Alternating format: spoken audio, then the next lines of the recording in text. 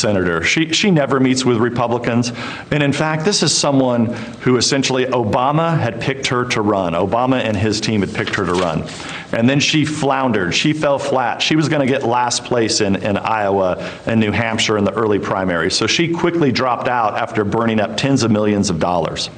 And then, the story that is not being told to the American people is that Bernie Sanders was in the pole position and he was going to win. And Obama and his team knew that Sanders, as an outright socialist, that he would lose.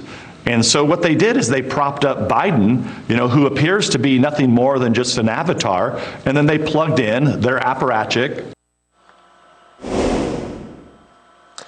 That was California Congressman Devin Nunes on this program back in September, right before the election. The ranking member on the House Intel Committee, Congressman Devin Nunes, joins me right now. He is the author of Countdown to Socialism.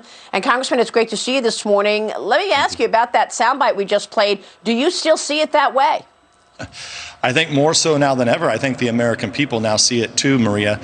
You have an election here where just a few counties in the United States of America and the big cities that are all run by Democrats and the left, and the state of California, which is under one-party control, they essentially elected a guy who ran the first campaign ever out of a basement.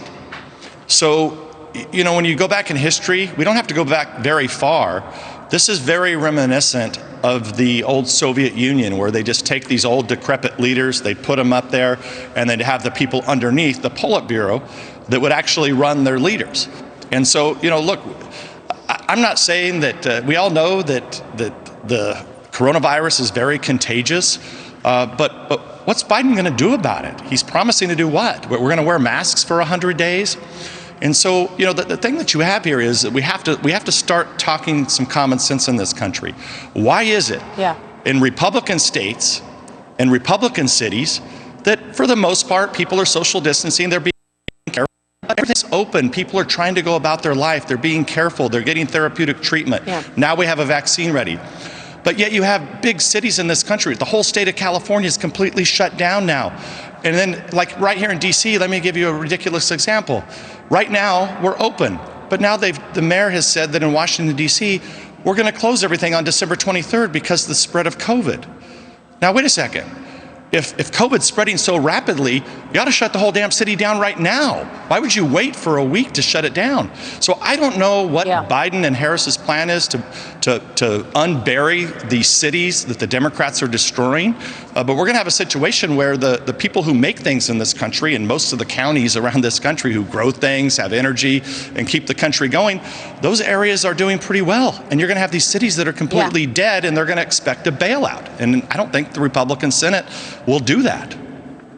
And you all are there right now to try to get this COVID relief bill done. Look, I spoke with Bob Nardelli, who is one of my regular guests on Fox Business Mornings with Maria. And the other day he said to me, after speaking with a number of small business owners, he said, what small business wants right now is not PPP, but GDP. They want economic growth. They want to get back to business, and they want to start working once again. And we're looking at shutdowns across the country. People are worried about changes in policy about that, as well as a change in policy on China. Any thoughts on that? Because I want to quickly get to a break and then come back and look at these damning text messages. But your thoughts on how policy may change with a new administration? Well, look, I think the big issue here is that what are the Biden family's involvement with China? We know now this was ignored by the media. It was ignored, and it was blocked by the social media companies too, for that matter.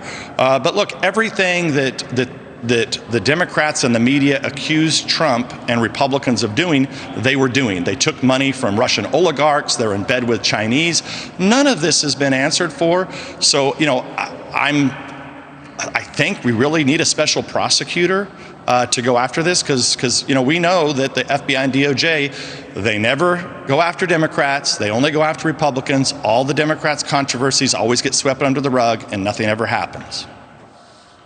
Unbelievable. All right, let's take a short break. When we come back, I want to zero in on these text messages, because you believe these text messages that were declassified indicate when actually the FBI started investigating Donald Trump.